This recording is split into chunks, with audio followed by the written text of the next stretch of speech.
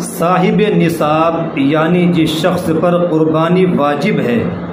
اگر اس نے قربانی کی نیت سے جانور خرید لیا، اس کے بعد وہ جانور گم ہو گیا، چوری ہو گیا یا مر گیا، تو اب اس صاحب نصاب یعنی مالدار شخص کے اوپر واجب اور ضروری ہے کہ دوسرا جانور خرید کر قربانی کرے۔ اور اگر دوسری قربانی کرنے کے بعد اس کا وہ پہلا جانور جو کھو گیا تھا یا چوری ہو گیا تھا مل جاتا ہے، تو اب اس کے لیے بہتر یہ ہے کہ اس کی بھی قربانی کر دے، بہتر ہے، واجب اور ضروری نہیں ہے۔ لیکن اگر یہی سیم کنڈیشن غریب آدمی کے ساتھ ہو جائے، یعنی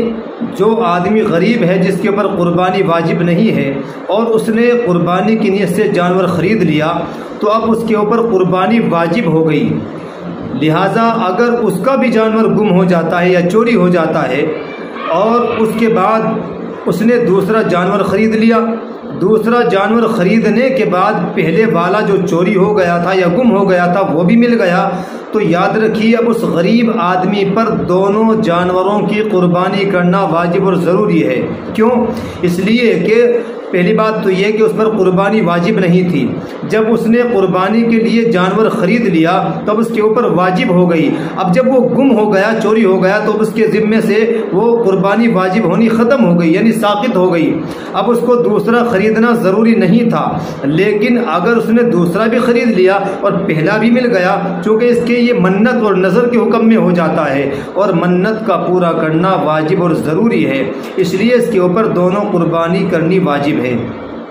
اب سوال بہت سے لوگ یہی کرتے ہیں کہ جی جو امیر آدمی ہے اس کے ساتھ یہ کام ہونا چاہیے کہ اگر اس کا پہلا گم ہو گیا یا چوری ہو گیا اور اس نے دوسرا بھی خرید لیا اور وہ بھی مل گیا تو اس کے اوپر دو قربانی ہونی چاہیے، غریب آدمی پر یہ بوجھ کیوں ڈالا جاتا ہے؟ تو خوب یاد رکھیے گا کہ غریب آدمی نے اپنے اوپر بوجھ خود ڈالا ہے، اس لیے کہ اول تو اس کے اوپر قربانی واجب ہی نہ تھی، جب واجب نہ تھی تو اس کو جانور خریدنے کی بھی ضرورت نہیں تھی، جب اس نے خرید لیا قربانی کی نیت سے تو اب اس کے اوپر اس جانور کی قربانی واجب ہو گئی، اسی کی واجب ہوئی۔ اگر اس کا وہ جانور گم ہو گیا یا چوری ہو گیا تو اب اس کے اوپر دوسرا خریدنا ضروری نہیں ہے، لیکن اگر اس نے خرید لیا اور پہلا بھی مل گیا تو اب جتنے بھی خریدتا جائے گا اس کے اوپر قربانی واجب ہوتی چلی جائے گی، یعنی کہ اس کا وہ جانور جو ہے نظر کے حکم میں ہو جائے گا، اور نظر یعنی منت مانتا ہے، کوئی میرا فلاں کام ہو گیا تو میں ایک جانور قربان کروں گا، تو گویا کہ یہ اس حکم میں ہو گیا، اور جب یہ نظر ہے تو نظر کا پورا کرنا واجب اور ضروری ہے، برخلاف مالدار کے کہ مالدار جو ہے اس کے اوپر تو ایک ہی قربانی واجب ہے،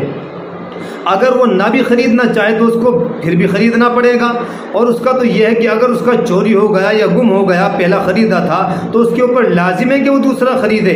لیکن غریب کے اوپر نہیں ہے کہ اگر اس کا پہلا گم ہو گیا وہ دوسرا خریدے۔ غریب نے اگر خرید لیا، کیوں خرید رہا ہے؟ اگر خرید لیا تو اس کی اور پہلا بھی مل گیا تو دونوں کی قربانی واجب ہو جائے گی، لیکن اگر غریب نہ خریدے اور اس کا پہلا مل جاتا ہے تو اس پر اسی کی قربانی واجب تھی، تو اس نے اپنے اوپر بوجھ خود ڈالا ہے، تو اس لیے خود ذمہ دار ہے، اس کے اوپر دونوں کی قربانی واجب ہے۔